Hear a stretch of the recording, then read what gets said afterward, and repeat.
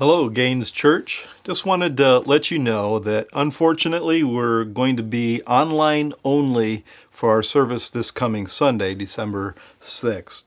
I know that's disappointing, and I just wanted to take some time to just share some of the criteria that we use when we make these decisions as elders.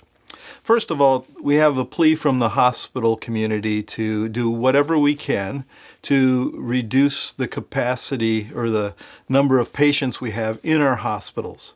And I think, as most of you are probably aware, our hospitals are reaching capacity. We follow the census that they put out, and they're very, very high.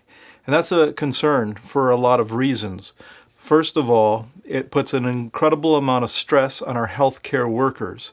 And we talked to some of our own healthcare workers, and they say it is indeed a very stressful time.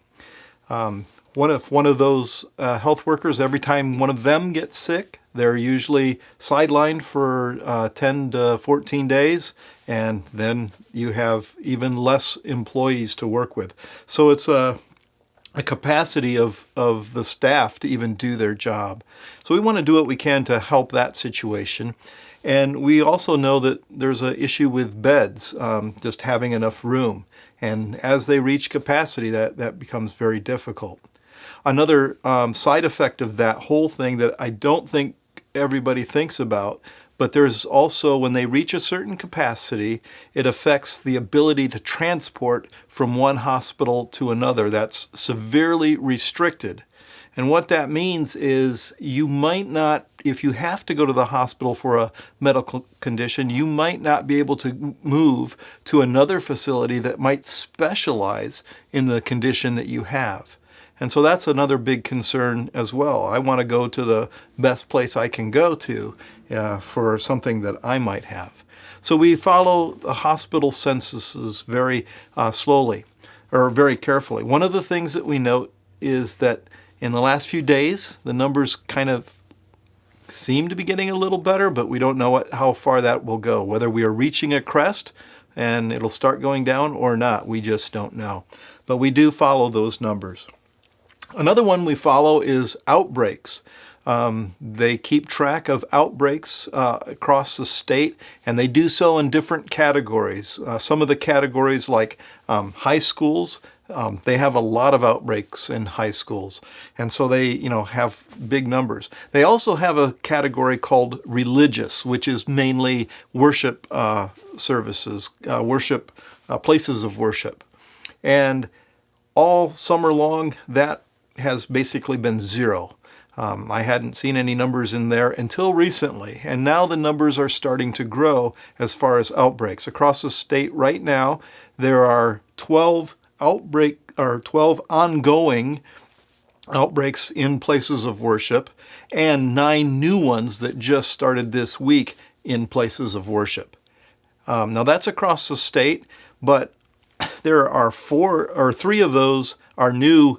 3 of those new ones are in our region, and one of them is from before. So it is starting to impact churches. People are starting to see outbreaks in churches. And so we want to be mindful of that yes, you can transmit and become infected in a place of worship. We're also aware of at least 10 individuals within the Gaines Church family who have either had or have COVID, and we know that's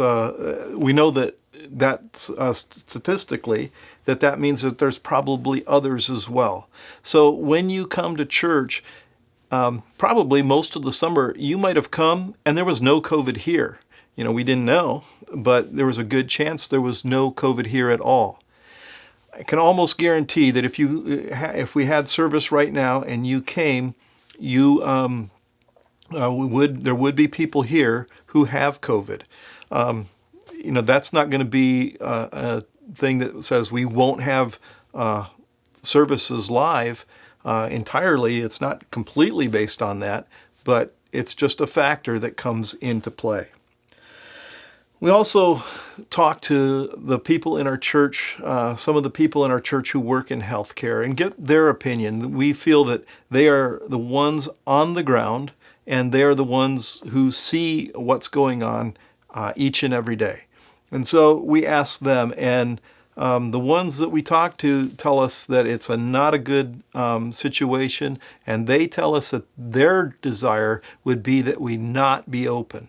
And so that's another consideration that we take into account, and we think of that as well.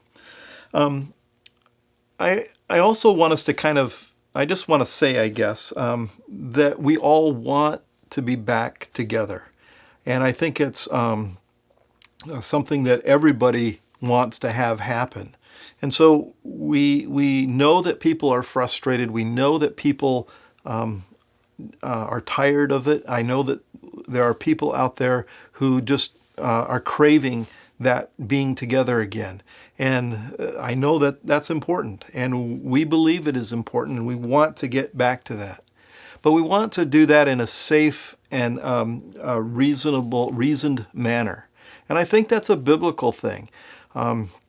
It's not necessarily a matter of faith or that you stand up and you stand firm and all that. It's interesting. There's a story in the Bible. There's lots of stories where God tells people to stand their ground. But there's also some stories where we hear something completely different. In the Gospel of Luke, for example, Jesus himself is talking with the disciples, and he's talking about something that's going to happen to Jerusalem. He's saying that Jerusalem is going to be surrounded by armies, and at that point, you wonder what he's going to say next. Is Jesus going to say those people should have faith and stand firm? No, that's not what he says. He says they should run to the mountains. And he said if you're outside the city, he said don't go to the city, stay out of the city because you'll be killed there. And so, even in that situation, that's what Jesus says. So what we think is important is that we listen to the Holy Spirit, that we spend time in prayer, that we make that a regular part of our day, that we are taking time to pray and listening to the Holy Spirit as what he wants us to do in this situation right now. I want to say this too. I keep hearing reports of God doing amazing thing in churches right now. In fact, this morning, I was in a phone call with somebody, and he was saying that that they are amazed.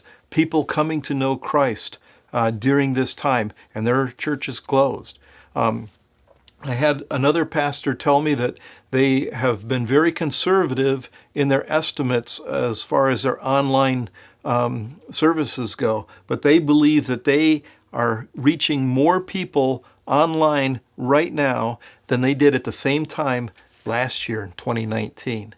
And I keep hearing these things, and I think a lot of it has to do with our attitude.